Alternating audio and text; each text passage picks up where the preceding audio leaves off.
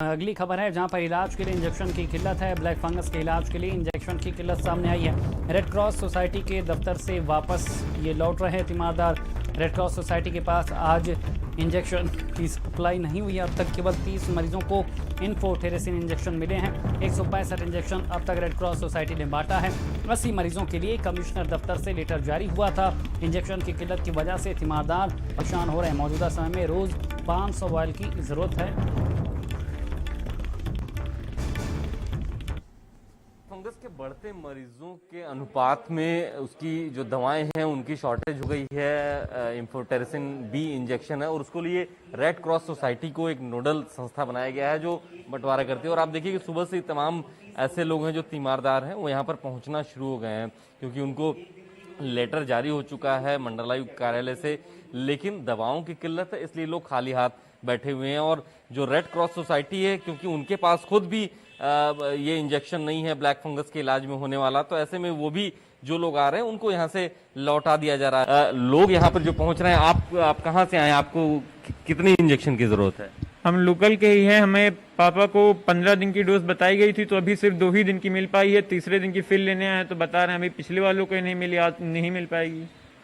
तो यानी बैकलॉग बना हुआ। आपको कितने इंजेक्शन की जरूरत है? मुझे 1 डोज की ज़रूरत है सर।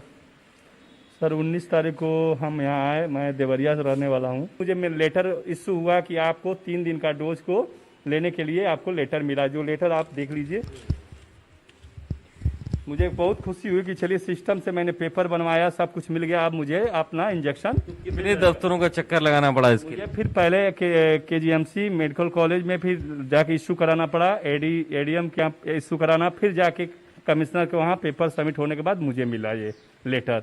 अब बात है सर कि ये इंजेक्शन मैं यहाँ पर रेड क्रॉस सोसाइटी पर बताया गया कि यहाँ पर जाइए तुरंत आपको मिल जाएगा।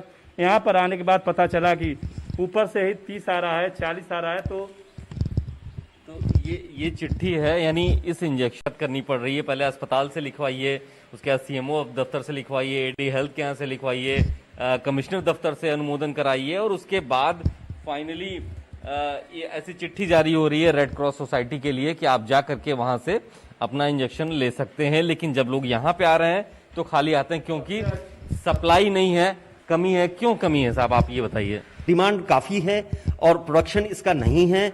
ये असंतुलन बना हुआ है, लोग परेशान हो रहे हैं। चूंकि जो कागजी कार्रवाई है उससे गुजरने के बाद में तीमारदार को इंजेक्शन चाहिए और सरकार भी उसको उपलब्ध कराने में असमर्थ इसी कारण से है कि पीछे से सप्लाई नहीं आ रही। आपको कितने इंजेक्शन रोजाना देने के लिए अधिकृत किया गया है?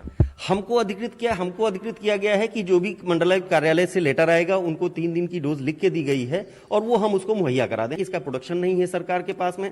और हमें अभी तक कुल पिछले 6 दिनों में कुल 165 इंजेक्शन मुहैया कराए गए हैं, जो हम लोग तकरीबन 30 तीमारदारों को सिर्फ एक दिन की डोज ही अभी तक दे पाए हैं। हमारी जहां तक जानकारी है 80 से 90 मरीजों को लेटर इशू किए गए हैं 3 दिन के डोज के लिए, जिनमें हम सिर्फ 30 लोगों को 1 दिन की डोज अभी मुहैया करा पाए हैं। लोगों को दूसरे डोज की भी दरकार है और बहुत सारे ऐसे लोग हैं जिनको 1 डोज भी नहीं मिली है। उनको आखिरी दरवाजा हमारा दिखाई देता है, हम सामने फेस करते हैं। हम बहुत खुद परेशान हैं और सरकार से मांग करते हैं कि किसी भी तरीके से इसको जो है उपलब्ध कराया जाए जिससे लोगों को राहत मिले।